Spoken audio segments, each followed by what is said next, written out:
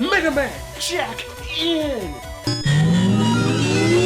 Stop. No, you are lame. This is lame. Just get on with the video, you stupid chip.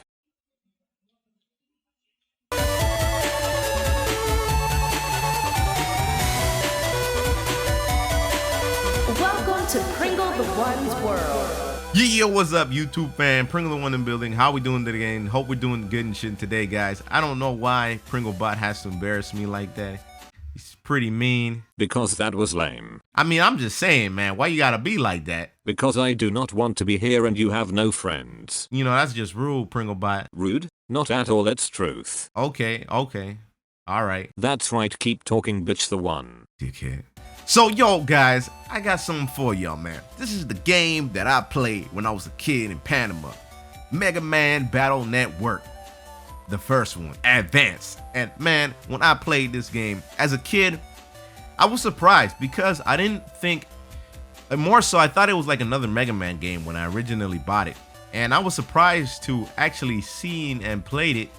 And I didn't really see any trailers or anything like that. It was more so that I bought it off just the back of the, you know how we used to do purchasing games in the past. We would only look at the back of it and be like, man, this shit looks cool as fuck. You can play as a Mega Man and you got chips and net navi, and that's how I bought it. So I originally bought the game, and I didn't know that the game was going to be so overwhelmingly fun when I first bought it, and so different as to opposed to all the other Mega Man games. Like all the other Mega Man games were very, you know, the same, you know, 2D platform shoot 'em up kind of thing, right? But Mega Man Battle Network houses something much more different and unique with the chip system and having a real structured story mode and having characters like Wily still in the game but being different from what it was, and the organization and him trying to defeat the organization, the main character Lan. And so when I played this game, this is the interesting thing. I managed to beat this game, but as a kid, I didn't think that there was like some sort of like, I didn't think that when I played the game, I would continue on playing every other iteration of it. Like the second one, the third one, the fourth one, the fifth one. I swear to you, I played all the way up to the, actually fifth. I didn't play the sixth one. And every time I played the Mega Man game, it just got better and better, even though the formula was pretty much the same until they made like, what is that Star Force thing? I don't really care about that.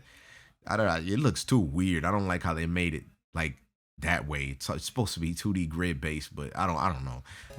But anyways, as I played those games as a kid, I didn't expect that to be probably one of my other big influences into kind of an RPG style based game. When I played it, I was like, yo, this game is freaking dope, man. Like you gotta put it, and it's funny because I never got past the life sword program advance. You know, short sword, long sword, wide sword. That's the true combo right there. That's like the only thing I knew at the time, man. And I didn't even know about the canon advanced programs. I believe there was like at least 30 plus. I didn't know anything about them. I just life sword. I mean, short sword, wide sword, you know, long sword. That's how I do it. So you were a scrub and didn't know any other advanced programs? Well, that's not true, PringleBot. So you didn't even know about the importance of chips and the alphabets? You are a true scrub. See, that's why I didn't say PringleBot jack in, because you gotta be like that. No, it's because you do not know how to play the game. Yeah. Bastard. So as I played this game more, I was like, man, there's something that I was hitting some memory lane a while back, and I was like, yo, one thing that I really did like about this game is the fact that the story is like, it's pretty cool at how the story has this set pacing where every time Mega Man defeats one boss, he goes through these little side quests and he goes talks to people and he goes collects chips, and then another program gets another program gets inserted into a certain thing, or he has to go into it and it's virus or stuff like that, and then he'll have another problem and the problem will come out of nowhere and then he has to defeat the boss. And what they did is in this game, well, the first one, that's for the second one, every time there'd be like a program, Mega Man would get some new kind of a program. Every time I see it, I'm getting programs or viruses confused. Anytime Mega Man would get in some sort of problem, he would receive a program that would let him advance through the boss stages, and the boss stages would be, in a sense, kind of like puzzles at times, kind of like the first one where you had to use a specific amount of specific amount of water to shoot water programs to shoot against the fire that was stopping Mega Man. And I believe this was against the first boss. And seeing that, like, it's cool how they coordinate those little things, that little specific amounts of pacing into a game, where it's like, we're gonna present a problem to you, but after you've done a couple of things, as with almost every other game. But what they did with this one is that every time something new happened, it was like you were getting a little look into more characters. And one thing that I liked was more so how this came to fruition at the end of the game, where at the end of the game you realize that this is a spoiler, but I don't even want to. Well, you realize who Mega Man is. You realize who Mega Man and Lan's relationship truly is, and how they've been connected to each other for a long time. And the biggest thing that's really cool is the net navis. The fact that everybody has net navis, and so they use chips to battle amongst each other. Besides the original, the original power of the net navi themselves. And so I would always be like, man, I wish this shit was real. Like, it would be so much cooler. Like, it's kind of like meta bots, but it's like you have it in your pocket. Kind of like, remember those, what's those things called? Those little, Tomodachis, but it's nothing like that. It's so much cooler than it. I mean, it's in your pocket, and you don't gotta feed it and let it fucking die, but this is like Super Mega Man, not fighting robot, but cool anti-warrior that goes in and fucking drag him in programs and he can search the internet for you. You don't even have to do anything. And every time it's just like the show. Every time I would watch the show and play the game, I was like, man, it'd be so fucking cool if Mega Man was real like this, as opposed to like the original side-scrolling Mega Man, even Mega Man X, Mega Man Zero.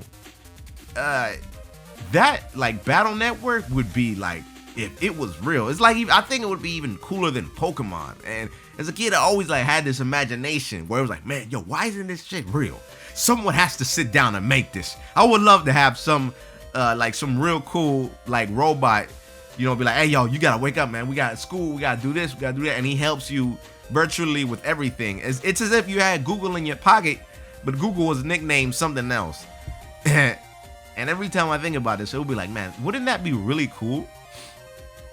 But that's like one of the biggest things that really caught me on to the series, and how in every other iteration, Mega Man not only gets more, chips, advanced programs, as usual, he gets the ability to play as other Mega Man characters, or not Mega Man, net navis as well. And you get to play as like Guts Man, or you get to even have like these soul forms, and like he transforms into like a variation of like a Guts Man or any boss he beats. It's freaking awesome, man.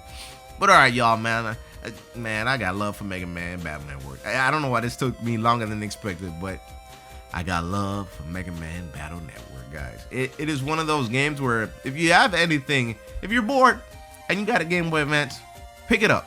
It's funny because I didn't expect that. I feel like Mega Man could have a competitive scene, because it's pretty cool how many chip mix-ups you can do, and just knowing how to use the chips. It's kind of like playing Yu-Gi-Oh! In a sense, but it's not as lame, I guess I could say.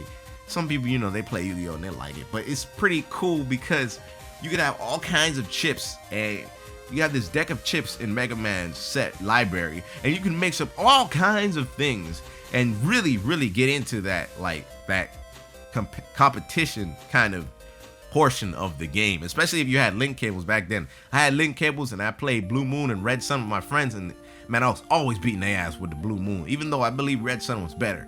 But alright, y'all, much love and appreciation. You want to say anything there, PringleBot? You didn't say how the final boss beat you over 20 times, but it's alright. You still suck. Of course. You might as well just say my outro. Hope everyone thoroughly enjoyed another segment of Why We Love Video Games, Stories Through Gaming. Take care all. Have a good night, good evening and a good morning. Much love from PringleBot. Goodbye, friends.